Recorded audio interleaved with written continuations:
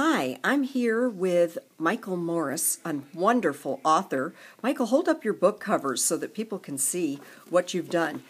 How about telling us about Slow Way Home first? Well, thanks for the opportunity. Slow Way Home is about a little boy who is being raised by his grandparents in the early 70s, and his mother has a drug problem, and she's lost custody, but she comes back 2 years later claiming she's rehabilitated. She wants the boy back.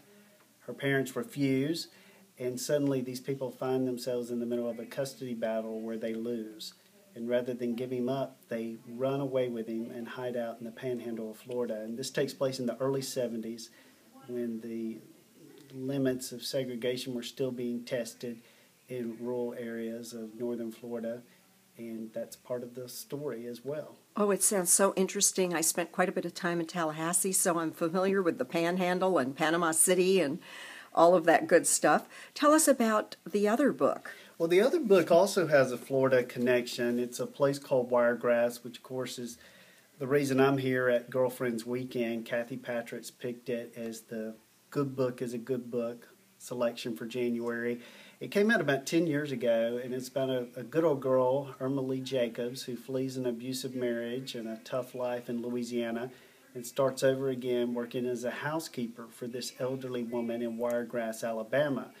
And as the elderly woman takes Irma Lee on as her last project, she's going to show her how to start her life over again.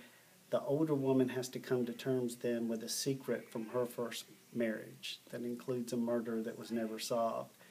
And they take a trip back to the Panhandle of Florida and Apalachicola, Florida, where the secret is finally revealed.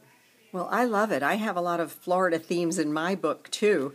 Do you live in Florida now? I don't. I live in Birmingham, Alabama, but as we talked, I'm a native of Perry, Florida, and Florida always seems to be a part of my stories. I always go back to that setting, particularly that Panhandle area that people call the Forgotten Coast, because I think there is a way of living there, where you still have the fishermen and you don't have condominiums and you have a slower pace that you don't see in a lot of part of Florida right now. No, you don't. Now, listen, you're a brave gentleman showing up at Girlfriend's Weekend in Jefferson, Texas for the Pulpwood Queens, because there's not a lot of men here. So what do you think about this fantastic event when all these ladies wearing leopard and tiaras? Well, hey, I'm excited. That's why I'm here. Not many men, a lot of women, right? I mean, you get a lot of attention that way, too.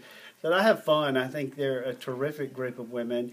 They know how to have fun, but I think people also need to remember these women are serious readers, too. And that's what I appreciate about them the most. I know Kathy was telling me there's a chapter in Alaska. They actually are working with the women's prison where they have a Pulpwood Queens chapter in the prison.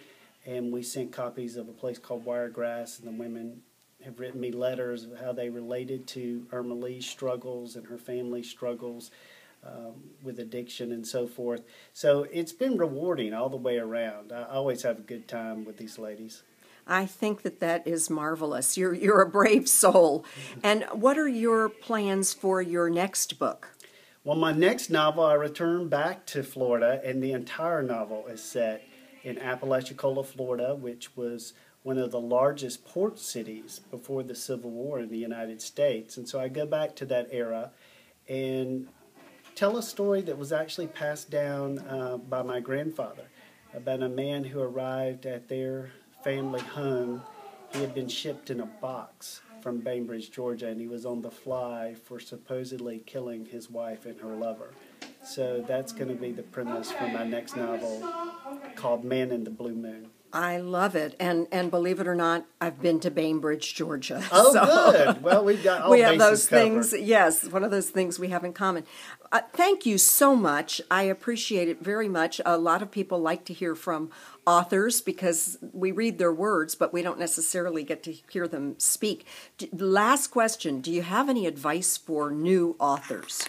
Well, I think the best advice I can give is the best advice I've received, and that is to be a strong reader, read everything, but then also just to keep writing. And if we write and then go back and edit what we did the day before, we'll just become strong editors. But it's pushing through and getting that first draft out there so that you have something to work with a rewrite on. All right. Thank you so much for your time. I appreciate it. Thank you, Marcia. It's great meeting you. Okay.